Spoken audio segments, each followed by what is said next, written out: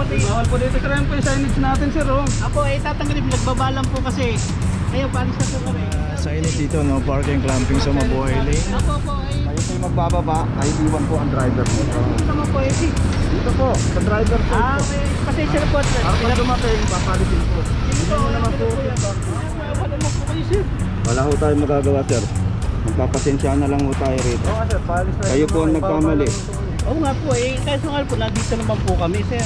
Dapat po sa driver seat. Sabi mo man ito kami, ito po. Ito po yung tamang parada ma'am. Yan. Meron naman po matadaan. Ito nga ma'am, ang pinapunto ma'am. Ibig sabihin ba, wala natin parada. Kasi nilang gisnan, ang kinagisnan nilang dati, pwede tayo magparada kung saan taan.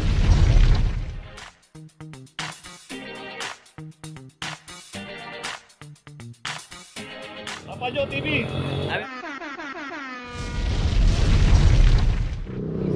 Location natin sa Nandon Street, corner Palmera Street. Dito naman yung isang Honda HRV. Isang Honda Mobilio, claim number 2323. So yun, makikita natin yung pagkakaparada ng isang Hyundai Rendo. Pero yun, nakapasok naman sa kanilang property line. Pagka ganun po, tama yung ganung pagpaparada, no? Basta wag po natin ilalabas dito sa bangketa. Palmera. San Anton, corner Palmera.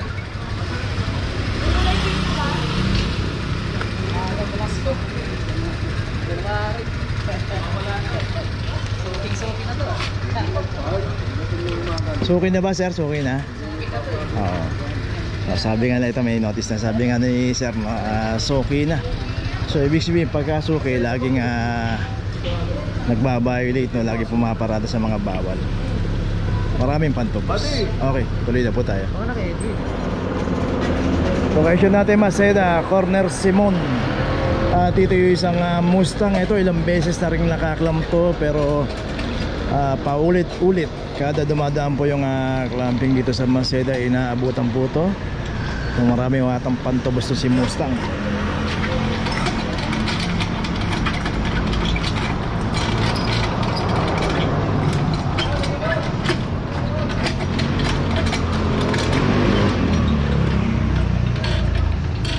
Number 2322. So yun nga, pag may mga ganyan tayong kamamahal na mga sasakyan, mga yayamanin, dapat meron po tayong sariling garahe. Sayang naman po kung dito lang natin ibibilad at itatambak yung ating magagandang sasakyan.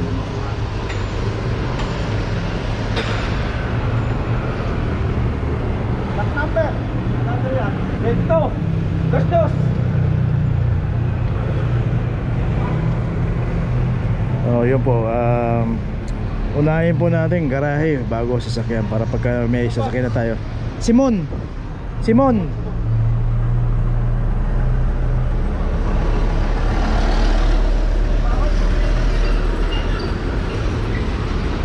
Maseda, corner Simon. Okay, ito may notice na yung Mustang. Tuloy na po tayo. Location natin, Vicente Cruz, corner di Masalang. At dito naman isang Honda VRV, claim number 2333. Makay?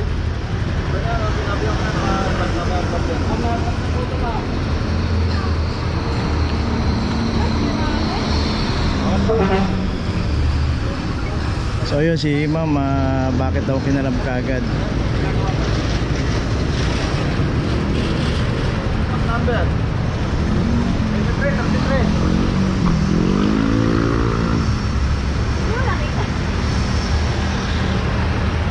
So yun, dapat maging aware tayo sa mga pinaparadahan natin. Pag alam natin nasa bawal tayo sa mga mabuhay lane, ialis na po natin yung mga ating mga sasakyan, dahil pagka inabutan po yan at naklam ng walang driver, matik na po yan.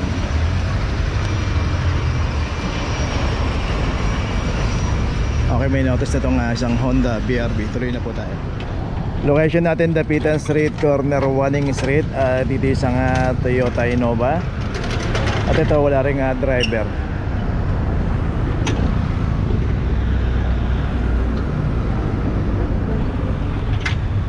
(2336) Dito rin sa kahabaan ng dapitan kung paparada tayo, kita natin yung ibang establishment dito sarado pa. Pero kung dito tayo paparada, much better dyan tayo pumarada sa Santander Street dahil dyan po pay parking. Dito makikita natin yan, may signage pa dyan na no parking clamping zone Mabuhay Lane. At dito nga akala nila maaga pa at walang nanguhuli. So siguro hindi niya pa alam, o kahit hindi niya pa alam, kung makikita niya yung signage na merong no parking clamping zone, doon pa lang sana maging babala na yan na huwag na tayong pumarada. At yun nga, makita nga natin ito, baka may pinuntahan to, kaya kung may pupuntahan tayo matatagalan tayo, pumunta na lang po tayo sa mga pay parking. So wag po tayo manghinayang dahil yung 50 pesos ay babayad natin kumpara naman sa makaklam tayo. Okay, itong Toyota ito, may notice na, tuloy na po tayo. Location natin Maseda, corner Dapitan. Dito isang Nissan Navara.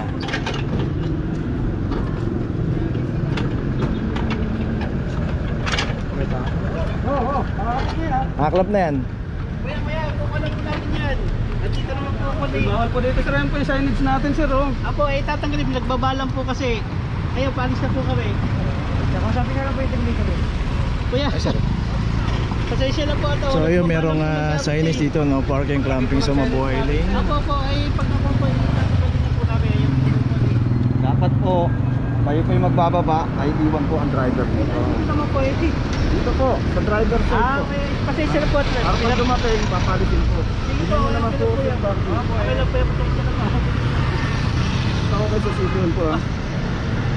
Sir, kami po yung nagtatrabaho. City ordinance Pasensya na po sir. Ito, nandito naman po kami. Pasensya na po sir. Pasensya na ho, pero ginagawa lang mo natin yung tono. Ha? Hindi naman po kami tatakas na. Pero nandito naman po kami sir. Sir, maawa naman po kayo sir. Wala ho tayong magagawa sir. Magpapasensya na lang ho tayo rito. Oo sir, paalis na. Kayo po ang nagkamali. Oo nga po eh, kaso nga po nandito naman po kami sir. Dapat po sa driver seat, tapos naka-hazard po ang sasakyan. Para pagdating po, papalisin po kayo. Yun lang po. Sir, nandito po kami. Ang pinag-uusapan po natin dito sir, kailangan po nasa driver seat po kayo. Oo sir, papalang po sir. Papalang yung welding machine sir. Unang-una, hindi rin namin alam na magbababa kayo ng welding machine. Oo nga sir, hindi ba pwede magpapagawa? Sir, maawa Ako, naman una po pa lang po, alam niya na po yan. Oo nga sir, Bababa lang po sa kasi iba ng tawag lang po yung tao sa loob. Hindi, nandito po po Yung driver po, yan po sa loob. So yun, di po magkaintindihan, di po nila maintindihan yung nandun dapat sa driver seat. At hindi dun sa, okay nagbababa sila, pero dapat nandun yung isang driver sa loob ng sasakyan. Isang Toyota Reclam number 2340. Hindi taga rito yung mga to. Sa ground floor po ng City Hall. Saan City Hall po? Manila?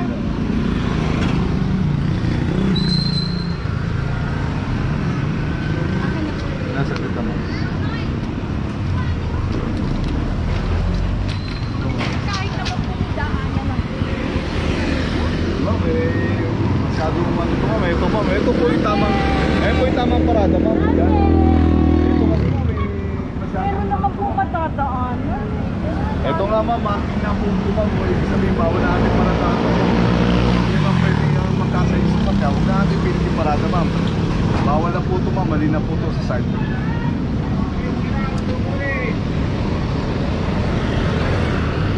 So yun, nakabangketa naman yung kay ate. At yung kay sir naman, nandun pa sa signage, nagbababa lang daw sila ng welding machine, pero wala po yung driver daw sa loob ng sasakyan. Okay, tuloy na po tayo. Location natin Maria Clara, corner Ibarra. At dito may isang Mitsubishi Strada ang nakabarada rito, in between ng Crisostomo Street at Ibarra Street along Maria Clara. 2339. Dito nga yung pinaradahan din ng Estrada, makikita natin merong sa tapat niya merong garahe, isang townhouse. So lahat po ng mga ginagawang townhouse dito meron pong mga sariling garahe. Advantage na po yan, gamitin po natin yung garahe, pasok po natin yung ating sasakyan kung dito man to sa tapat. At kung hindi man, nakablock naman po siya sa driveway. So always, pagka may mga garahe, gamitin po natin. Advantage na po yan.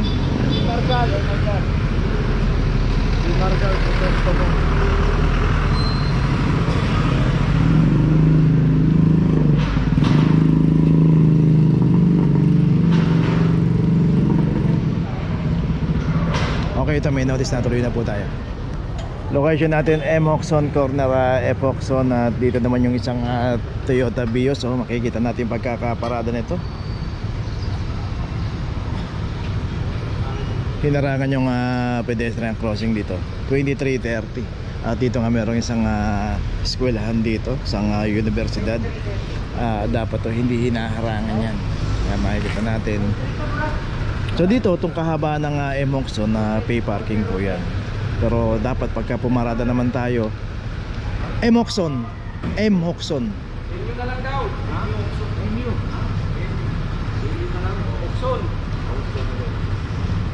M. Hoxon, corner F. Hoxon. Ano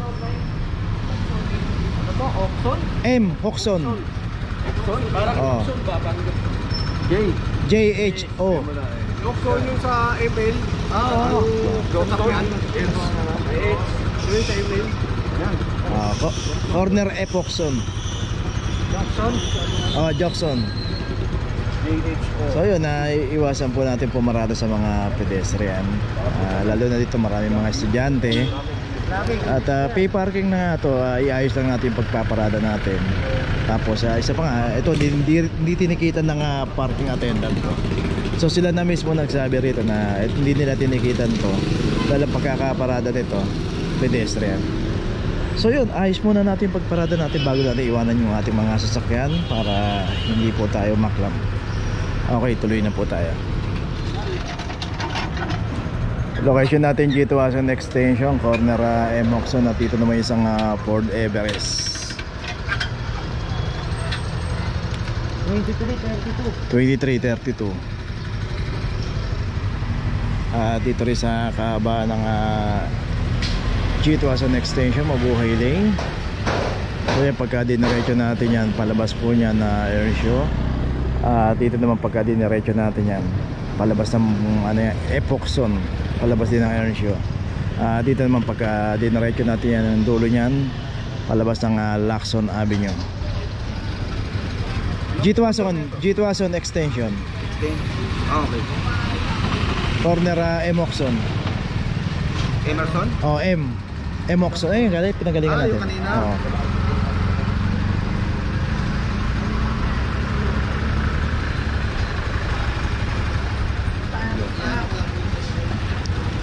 So dito nga makikita nga natin yung pinaradahan ng Everest. Merong bahay rito, yan, parang garahe nga eh.